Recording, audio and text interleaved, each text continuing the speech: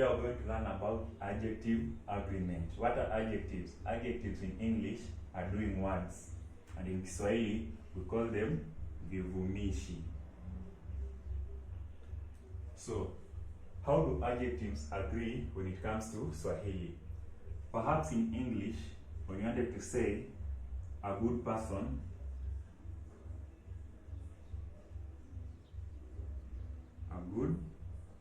in singular to be good people in plural.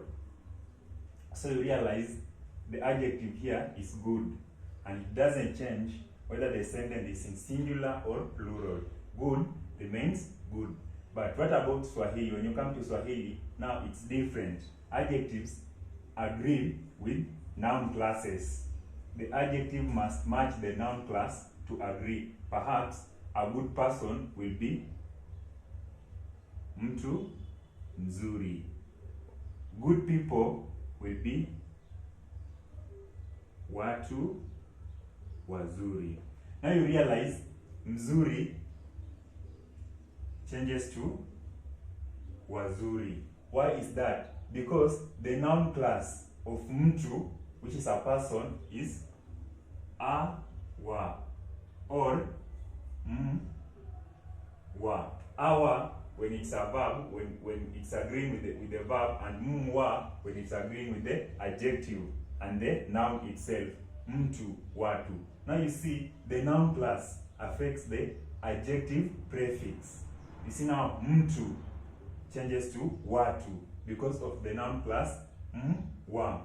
How about another example? A good chair in English, in plural, will be good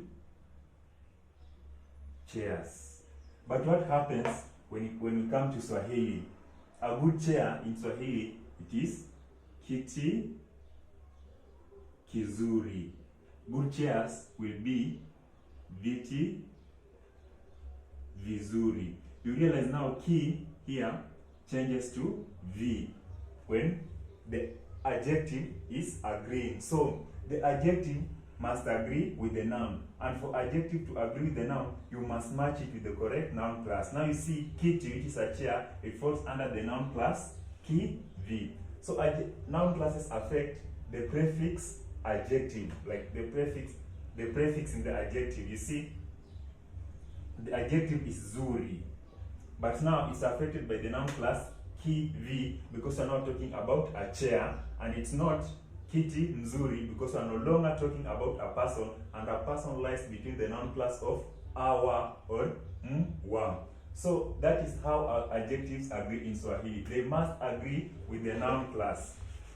So the noun class literally affects the adjective prefix. If it's a person, mzuri will change to wazuri because of the noun class wa.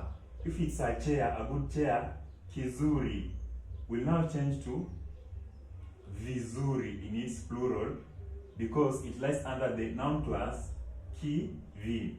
If you know the vocabulary and you know the words, you might form sentences that are correct and understandable, but it will sound very unnatural. Perhaps you meet someone say mtu mzuri instead of mtu mzuri. Now this is very wrong.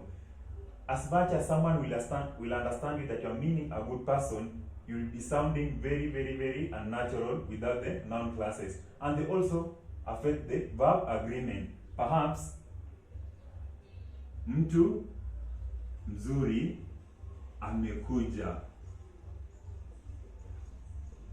watu wazuri wamekuja. Now this means a good person has come. Good people have come. Now you realize even with the verb, it is changing from amekuja to wamekuja because a person lies under the noun class of wa or a wa, where you get mtu mzuri, not the adjective, You see the noun class is affecting the adjective prefix. Nzuri changes to wazuri. When you come to the verb agreeing, amekuja, which means he or she has come, changes to wamekuja, which means they have come. Now the most common mistake that beginners do is speaking Swahili with the correct vocabulary and the correct words, but with the wrong noun classes. You hear someone say kiti mzuri. Now, as much as someone will understand you, that the person will know that you're not a native, or you'll not sound that natural. So kiti, because it lies under the noun class kivi, it will be kiti kizuri. Now the adjective kizuri, in its plural form it will be viti vizuri. The noun class affect the adjective prefix. That's all you need to know about adjective agreement, and come to realize that everything in Swahili lies under noun classes. Without a correct procedure and a correct pattern of the noun classes, it will probably be understood, but it will sound very, very, very unnatural. You need to learn noun classes in order for you to make sure that the adjectives are agreeing, the verbs are agreeing, and the pronouns are agreeing correctly to form fluent sentences.